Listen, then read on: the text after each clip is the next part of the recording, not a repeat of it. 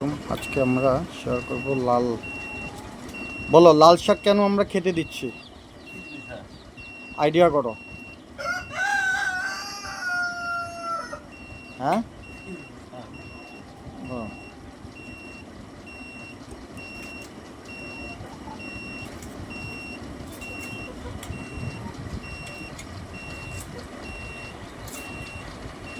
কোনো ইয়ে নাই, মানে কোনো আইডিয়া নাই। আমরা কি মুরগি পালতাছি, বিদেশি না দেশি? আচ্ছা, দেশি মুরগি বাড়িতে কি খায়? ময়লা আবর্জনা, তারপরে কি ঘাস লতা পাতা। হ্যাঁ, তো আমরা কি এগুলো দিতে পারি?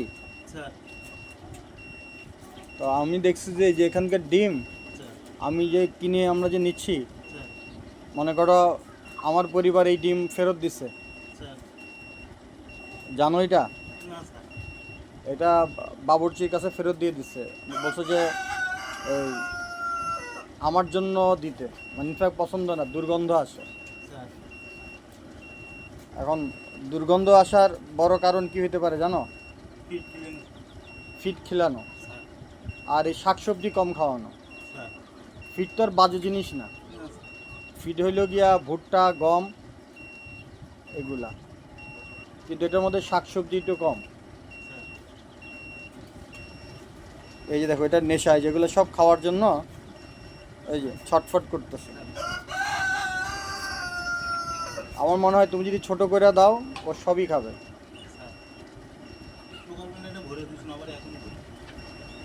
একটু কষ্ট হবে, আমি একটা ব্লেন্ডার কিনে দেওয়ার চেষ্টা করবো, বুঝছো? ব্লেন্ডার দিয়ে একেবারে পাউডার করে কাদা কাদা হয়ে যাবে, তখন এটা খাবে। কারণ এত বড়টা গলায় ঢুকতে পারবে না, তো আর একটু বড় করো, অসুবিধা নেই। আরও চালু করা লাগবে উস্তাদ, আরও বেশি করে নিয়ে পারলে আমরা আরেকটা ইন্ডিকেটার কিনে দেবো না?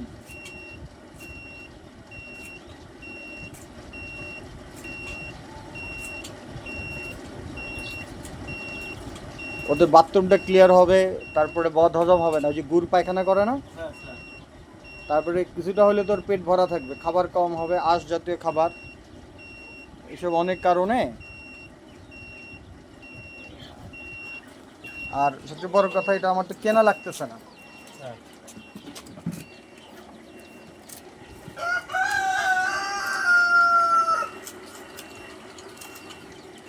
আমার একটা ছোট একটা বাটি দাও, এগুলো আমি দিতে থাকি, দেখি কেমন খায় বোঝার জন্য। হ্যাঁ, ওটা দেওয়ার জায়গা হইলো, বড় দাও। ছোট বাটি মিন্স একটু ওই যে ফিডের বাটি টেটি আছে কিনা দেখো। আমাদের লোকজনের সেন্সটা একটু কম। দেশি মুরগিকে আমরা ইয়ে দিব, এগুলো সবই দেশি মুরগি এবং প্যারেন্ট স্টক। এগুলোর স্বাস্থ্য আমাদেরকে খেয়াল রাখতে হবে, স্বাস্থ্যের প্রতি একটু ঝামেলা আছে এখানে, আমরা তুষ বেশি দিয়ে ফেলছি, আর নিচে না বা পইচা যায়। এই যে এগুলো হচ্ছে লাল শাক, লাল শাকের গোড়া। আরে বাবা, একটা মোরগকে বন্দি করে রাখছি, আর এটাকে পরিচিত করতে হয় ফ্রেন্ড হিসেবে, যাতে ইজি হয়। ওরে বাবা, এটাও আবার দেখি মুরগিরা মারে, মানে ক্ষমতা পাইলে সবাই দুষ্টামি করে। যে এটা নতুন কেনা হয়েছে, এটাকে মারার কারণে এটা ভেঙে চলে গেছিলো, এটা এখন আবার এইটাও আরেকটারে মারে। আমাদের এখানকার সবই ঝুটি মুরগি। আজকে বগুড়া থেকে, শহর থেকে 3টা ঝুটি মুরগি কেনা হয়েছে, মোরগ কেনা হয়েছে, ওগুলো আমরা শেয়ার করবো। এই যে এই লাল শাক আমরা মুরগিরে দিব। ইয়া আল্লাহ, এত শক্ত, এগুলো তো ওদের খাইতে পারার কথা না। জাফর, এত দেরি করলে হবে না রে বাবা। এই যেগুলো, এই জন্য খামার করলে প্রতিনিয়ত আপনাকে মনিটরিং করতে হবে। এই জন্য 90% প্রান্তিক খামারিরা, না মধ্য খামারিরা বলবো, বড় খামারি এবং ছোটো খামারের মাঝে এরা লাভের মুখ দেখতে পারে, যে এটা ভাঙাই যাচ্ছে না, আর সেটা মুরগিরে দিচ্ছে আস্তে করে, এবং কয়দিন পর বলবে যে ইয়ে করে না, এই মুরগি কি খায় না। তো যাই হোক, অনেক কথার মাঝখানে একটু এটা দেখায়। এই যে থার্ড ব্যাচ, এই হচ্ছে যে আমাদের ইনকিউবেটর।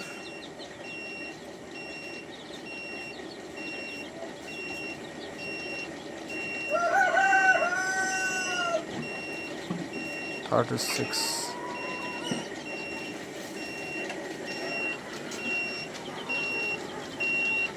বাহিরে 28, ভেতরে 34। হ্যাঁ, ও ঘরের ভিতরে ছিল। হ্যাঁ, এটার মধ্যে দাও। ওই যেগুলো ছোট করছো, দেখবে আমার মনে হয় এগুলো সব খেয়ে শেষ করে ফেলবে। ওটার ভিতরে একটু দলা না পাকা একটু ছড়ায় দিও। আরে বাবা, তল দিয়ে দাও, তোমার এত এটা খোঁজা লাগবে কেন তোমাদের? হ্যাঁ, ওগুলো ছড়ায় ওটা চতুর্দিকে। হ্যাঁ, একদম মাঝখানে একটু দূরে দাও যাতে চতুর্দিক থেকে খাইতে পারে।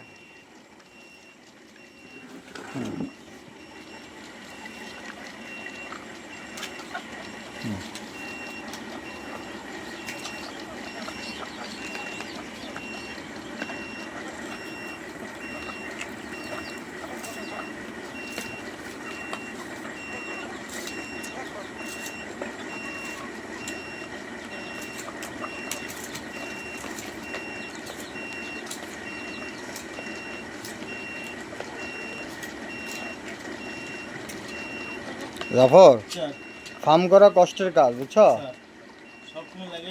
হ্যাঁ, লাগিয়ে থাকা লাগে। হ্যাঁ, কাজ দেখা যায় না। এটার প্রতি ভালোবাসা থাকলেই হ্যাঁ হ্যাঁ। এই যে তুমি দেখছো এই যে লাল শাকগুলো যে দিলা, মানে কোনোটা ও কিন্তু মুরগি এখন বোধ একটা সরে নাই, সব খাইতেছে।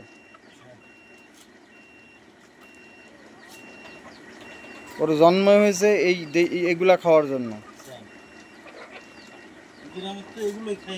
হ্যাঁ, এটা হ্যাঁ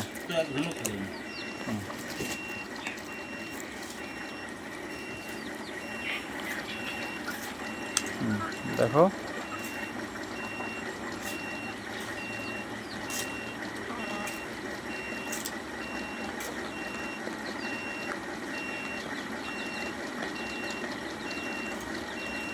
এগুলা যদি ঠিকমতো করতে পারো, সারা বাংলাদেশের মানুষ এগুলার বাচ্চা নেওয়ার জন্য অস্থির থাকবে। অলরেডি আমাকে সিলেট থেকে একজন বলছে, আরেকজন বগুড়া থেকে একজন বলছে, বুঝছো? ওই যে মেশিন পট্টি থেকে একজন এখানে আসছিল। না, মেশিন পট্টি, ভাঙ্গি পট্টি না? আচ্ছা, দেখি। ওই অলি নামে একজন ভদ্রলোক, সে বলছে যে আমারে মোরগ দিয়ে না। আমি বলছি আরো কয়েক মাস পরে। তার আর এত বিস্তারিত বলি না, আমি এই মোরগ আনার জন্য ধাপের হাতে লোক পাঠাইছি আজকে।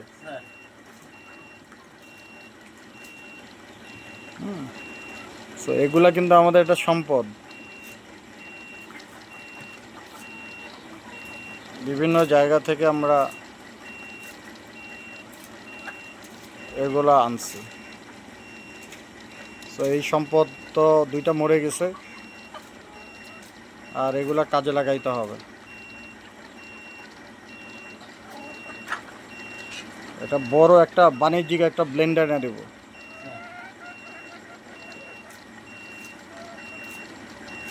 তাইলেই ওরা ওই খাবে আর কি।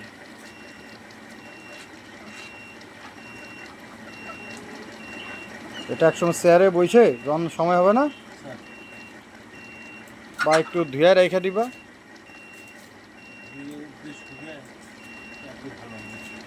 হ্যাঁ, শুকানো দরকার না, শুকালে কাটতে অসুবিধা হবে। হ্যাঁ, ময়লা অসুবিধা নাই, মনে করো তোমার প্রতিদিন খাওয়াইতে পারবা। তোমার যেগুলো ডিম পাড়া, যেগুলোতে আমরা বাচ্চা ফোটাবো, এগুলো পুষ্টিটা খুব দরকার। হ্যাঁ, অন্য মুরগি খাওয়া না খাও, যেগুলো আমরা যে ডিমগুলা, এই যে আমাদের ডিমগুলো কিছু প্যারালাইজড হয়েছে, পুষ্টি। এই যেটা ঝুটিওয়ালা, এখন যেগুলো আসবে তো দেবো স্যার, সবগুলো চেক করে দেবো। যেগুলো- দেখি এরপরে তোমার হ্যাঁ, তোমার কি বাচ্চা জন্য যেগুলো- কেরামতি দেখুম এরপরে দেখি। হ্যাঁ, বাচ্চা যেগুলো উঠবে না ওগুলো দেবো। তোমার কেরামতি দেখবো আমি এরপরে, যে এই প্রথম দিনেটা বের করতে পারো কি না। স্যার আজকেরগুলা কি করছো? আজকেরগুলো ডেট দিয়ে ওখানে ডেট দিয়ে বসা দিছো? স্যার ওর মধ্যে কি ইয়ে কটা? দেখিনি বাবা ডিম দেখিনি স্যার আজকে। কেন না দেখে দিলা কেন?